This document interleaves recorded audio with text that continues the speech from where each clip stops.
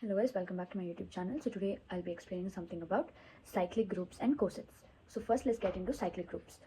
So if G is a group and A belongs to G, then H, An of N belongs to Z is a subgroup of G. So this group is called cyclic subgroup of G generated by A. Also, given a group and an element A in G, then A is a generator of G and the group G is cyclic. So let an A be an element of the group G. So if the cyclic subgroup A is finite, then the order of A is the order of A of the cyclic subgroup. Otherwise, we say that A is of an infinite order. What are the elementary properties of cyclic group? Every cyclic group is an abelian. Proof. Let G be a cyclic group and let A be the generator of G so that G is equal to A n of N belongs to Z. If G1 and G2 are any two elements of G, there exist the integers R and S such that G1 is equal to A raised to R and G2 is equal to A raised to S. Then G1, G2 is equal to A raised to R and A raised to S. That is equal to A raised to R plus S. That is also equal to A raised to S plus R. That is also equal to A raised to S, A raised to R. That is equal to G2, G1. So therefore, G is an abelian group. So we prove the commutative property here. Subgroups of a finite cyclic group. So here, let's study about a theorem. Let G be a cyclic group with n elements generated by A. Let B belong to G and let B is equal to A raised to S. Then B generates a cyclic subgroup of H of G containing n/D elements where D is equal to GCD of NS. Also, A raised to S is equal to A raised to R if and only if GCD of Sn is equal to GCD of T, N. So let's take an example. Using additive notation, consider in Z of 12 with the generator A is equal to 1. 3 is equal to 3 into 1. GCD of 3, 12 is equal to 3. So 3 has 12 by 3, that is equal to 4 elements. That will be equal to 0, 3, 6, 9. Furthermore, 3 is equal to 9 since GCD 3, 12 is equal to GCD 9, 12. Okay, so the same way, let's do it for 8. 8 is equal to 8 into 1. GCD of 8 and 12 is equal to 4. So 8 has 12 by 4, that is 3 elements. So 5 is equal to 5 into 1. GCD of 5, 12 is equal to 12. So 5 has 12 elements, that is equal to Z12. So therefore, A will be equal to 5. Now, what is the subgroup diagram of Z18? Let's learn about corollary. If A is a generator of a finite cyclic group G of order n, then the other generators of G are the elements of the form A raised to R, where R is relatively prime to n.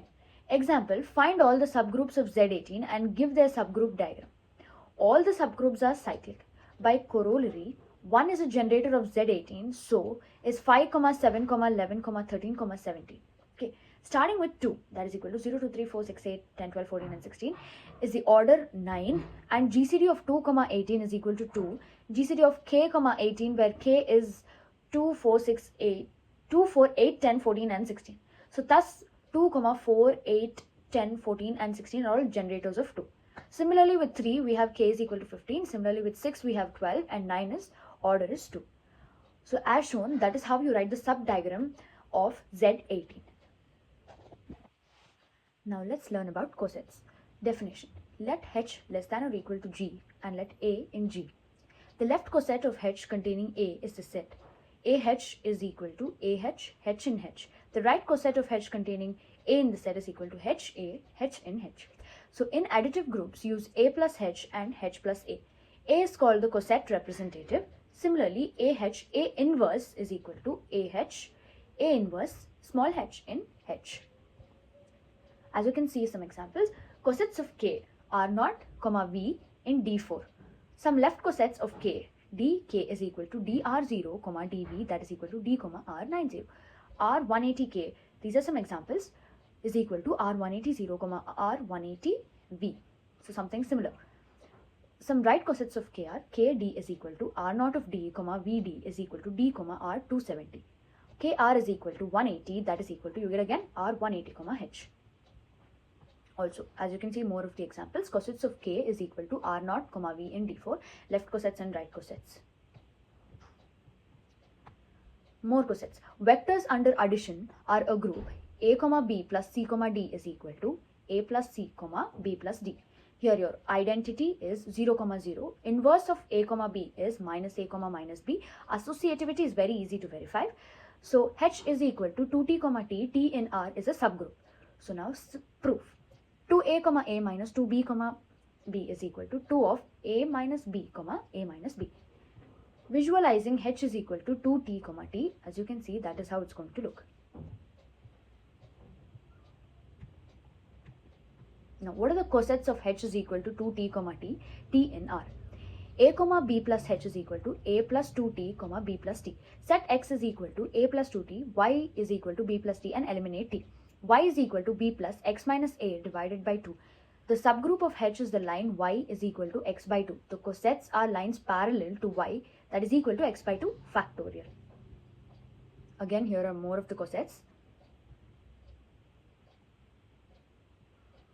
Okay, so now let's move on to properties of cosets. Let h be a subgroup of G and a comma b in G.